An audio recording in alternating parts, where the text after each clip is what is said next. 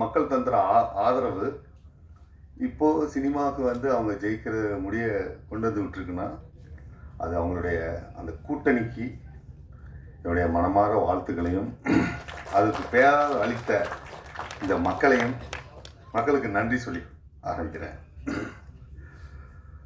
அதாவது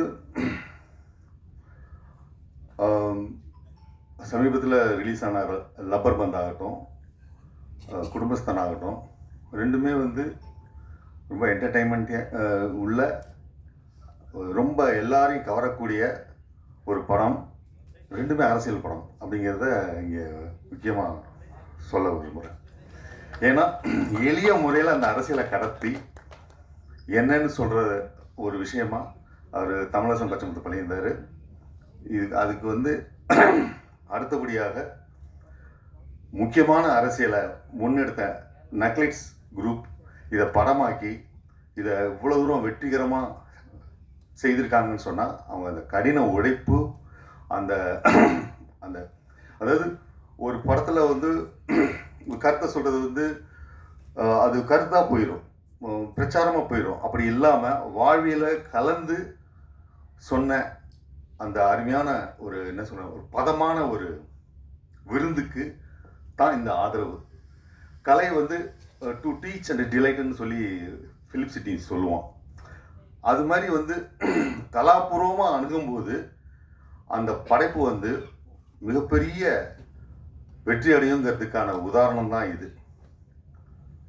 அவங்க சொன்ன அந்த கதைக்கு திரு மணிகண்டன் அவர்கள் அற்புதமாக தன்னுடைய நடிப்பை வெளிப்படுத்தியிருந்தாங்க. அவர் நடிப்புங்கிறது வந்து சொல்ல தேவையில்லை, ஏற்கனவே சொன்ன மாதிரி ஒரு ரொம்ப அட்வான்ஸ்ட் ஆக்டர். ஆனால் எனக்கு ஆச்சரியம் என்னன்னு கேட்டிங்கன்னா, அந்த இவங்க அந்த மொழி தெரியாதன்னு சொன்னாங்க இல்லையா, அந்த ஹீரோயின், அது ஒரு படத்தில் முகபாவனைக்கு வந்து லாங்குவேஜ் ரொம்ப இம்பார்ட்டண்ட்டு. ஆனால் அந்த லாங்குவேஜ் அப்போ தான் வந்து அதுவும் டைலக்டு, கொங்கு டைலக்டில் பேசி அந்த முகபாவத்தை நிறைய சொல்லியிருக்கீங்க. அது வந்து அந்த விஷயத்தை வந்து கடத்துறதுங்கும் போது அந்த மாதிரி அந்த ஆர்டிஸ்ட்டை சூஸ் பண்ண உங்கள் டீமுக்கு உண்மையிலே பாராட்டுகள். அதை அவங்க ஜஸ்டிஃபை பண்ணாங்க.